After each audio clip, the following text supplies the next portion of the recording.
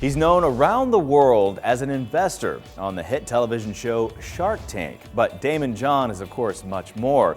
Whether it's running his company, writing a book, or working with a startup, he's an entrepreneur always in motion. Behind the Brand founder and host Brian Elliott sat down with John to discuss his success, failures, and what he thinks is the best formula for pitching ideas. We're all born thinking like entrepreneurs. Families and friends convince you not to be an entrepreneur. True entrepreneurs will just keep figuring it out. If you pull up your car outside of a mall, you open your trunk and you were selling something for $1 and you sold 50 of them in 3 minutes, you close that trunk, you call me. Yeah. Because we're gonna sell those things out of every single mall, city, state, country. We're even gonna sell them on Mars if we can sell them that quick. Hi, I'm Brian Elliott. Welcome to another edition of Behind the Brand. Today I'm here with entrepreneur Daymond John. Daymond, welcome to the show. Thank you. Thanks for having me. How long do you give a good idea before you kind of cut bait? I mean, you know it's a viable thing. Maybe you're passionate about it, but how long do you give it before you're just like, this isn't working, we gotta give up and move on? If it's going from an incubation stage, it can take 5-10 years because you start thinking about it year 1 and year 2 and year 3, you still are thinking about it and you're going, all right, this hasn't just gone away. This needs to happen. Yeah.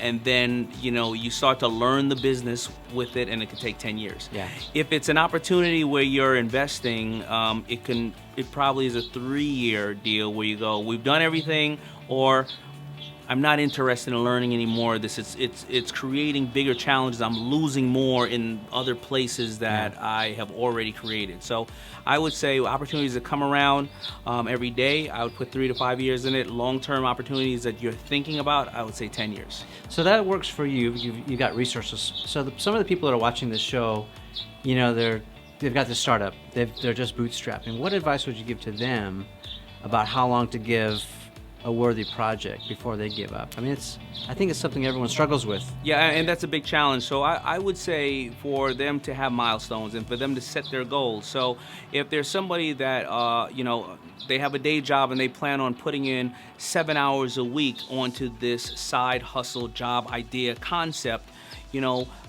make sure that compounds, and over the year, how much time will you put into it, and at what stage would you like to see? Would you like to see the business grow from $1,000 a week to 5 or 10? But make sure it's affordable steps that you and goals that you feel you can hit, and then you'll realize if you're willing to put 1 year, 2 years, or 10 years into it. Some people just want to do it because they want to be an entrepreneur and they want to change the world and they just want to see things change. They don't have to make money. That's what I was going to ask you. So what are some of those business milestones that you would recommend? So obviously revenue is great. When you've got sales and you've got demand and you're moving product, that's great. But maybe talk about some of those tougher to measure metrics for those people who are still hanging on.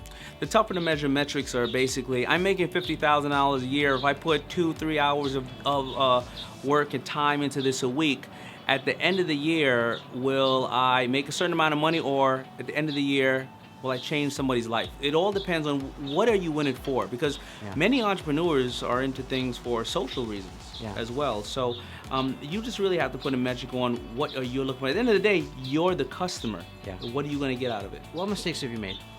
I want to know, not from the perspective of, as a confessional, but more of, what's the hindsight? What did you learn?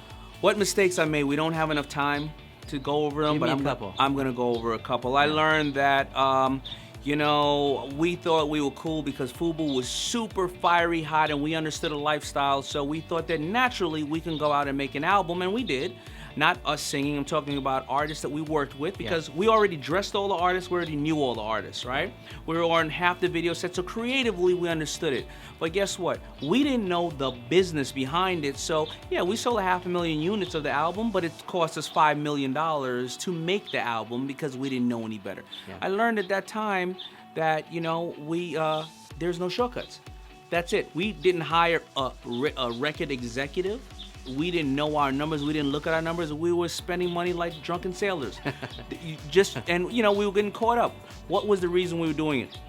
Did we get exposure? Yes. But from the business model, we died, right? So, I learned that mistake. I learned that unless we have goals set, you don't know what you're doing. I learned that when money came into the company, I would give friends, you know, here's a $100,000 raise, here's a $200,000 raise. I learned that if you don't have a set formula in your company and you're doing $10 million of business and your, let's say your salaries are $1 million, if you go out giving everybody money, before you know it, next year, your salaries are $2.5 million, you're only doing $12 million in business. I've learned to come up with a formula. Give people anywhere from 5% to 10% raise. You know that if your salaries are $1 million, you know next year it's $1 million plus an average of 7.5%. I learned all these things. Kind of standardizing them. Just standardizing and coming up with formulas, you know, and learning sometimes when to quit. You know, when to write it off. We're not good at this, you know.